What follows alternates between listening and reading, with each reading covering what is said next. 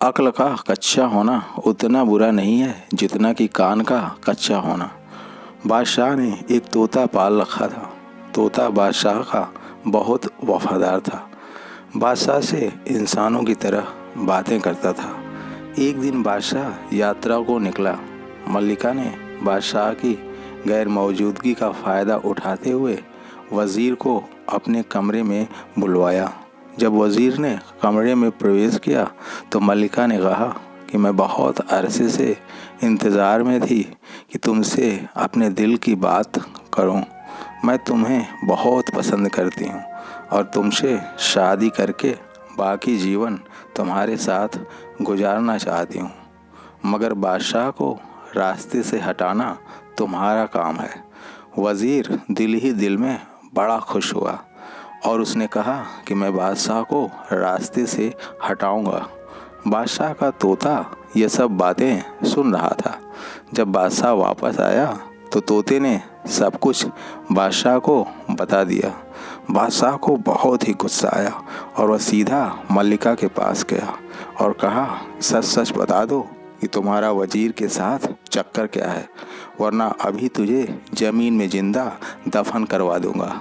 मल्लिका ने कहा कि आपका तोता झूठ बोल रहा है। बादशाह ने कहा कि यह तोता मेरा सबसे वफादार साथी है और मैं हामून बादशाह की तरह खुदगर्ज व एहसान फरामोश नहीं हूँ जो इस तोते की बात का विश्वास ना करूँ। मल्लिका ने पूछा कि हामून बादशाह कौन है। बादशाह ने कहा कि हामून बादशाह को एक चमड़ी की अजीब सी बीमारी लग गई थी। पूरे राज्य में कोई भी उनका इलाज ना कर सका। फिर एक हकीम ने अपने इल्म से उनका उपचार किया। बादशाह की स्किन पूरी तौर से ठीक हो गई। बादशाह ने हकीम को बहुत सारा पुरस्कार दिया तो यह देखकर वज़ीर हकीम से जलने लगा और कहा कि इसमें कोई शक नहीं कि हकीम ने आपका इलाज किया है, मगर इस उपचार का लाभ बस थोड़े ही दिनों के लिए है। दरअसल यह एक जासूस है जो हमारे देश में जासूसी करने आया है। बादशाह ने फौरन हकीम का सर कलम करने का आदेश दे दिया। हकीम ने कहा कि अगर आपने मुझे मारने की ठान ही ली है तो मेरी आखिरी इच्छा भी पूरी कर दें। बादशाह ने कहा कि बोलो, तुम्हारी आखिरी इच्छा क्या है। हकीम ने कहा कि मुझे मारने के बाद मेरे कटे हुए सर को अपने सामने रख लेना और मेरी किताब का पन्ना नंबर 120 पढ़ना। हकीम की आखिरी ख्वाहिश पूरी की गई और बादशाह ने उसका कटा हुआ सर अपने सामने रखकर हकीम की किताब का पन्ना नंबर 120 पढ़ने लगा, मगर वह पन्ना चिपका हुआ था। हामून बादशाह ने अपनी जीभ की लार से पन्ना खोलने की कोशिश की। किताब के पन्ने पर लगे जहर ने बादशाह को परेशानी में डाल दिया और वो तड़पने लगा। तो कटे हुए सर से आवाज़ आई कि मैं तुम्हारा वफादार था और एक लाइलाज मर्ज से छुटकारा दिलाया, मगर तुमने ही मुझे मार डाला। अब यही तुम्हारी सज़ा है। मल्लिका ने जब यह सारी कहानी सुनी तो उसने बादशाह सलामत से कहा कि मैं यह साबित करूंगी कि आपका यह तोता झूठ बोलता है। यह कहकर मल्लिका ने एक चाल चली।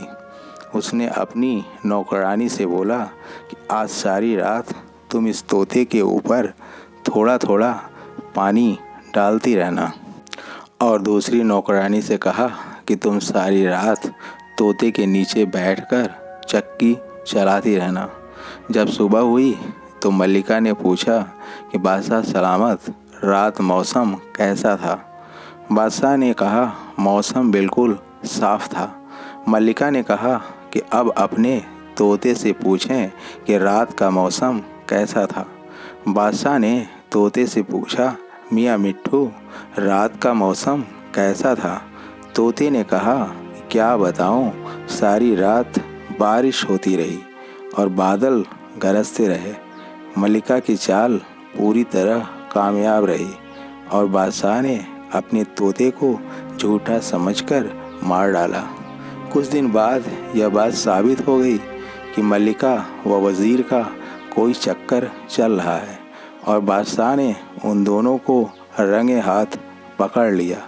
बादशाह ने अपने जूते उतारे और अपने सर पर मार के कहा कि अफ़सोस, मुझ में और हारून बादशाह में कोई फ़र्क ना रहा और मैं भी एहसान फरामोश व खुदगर्ज ही निकला। अगर बादशाह ने मलिका के चाल की पड़ताल की होती तो शायद उनका जान से प्यारा तोता जिंदा होता।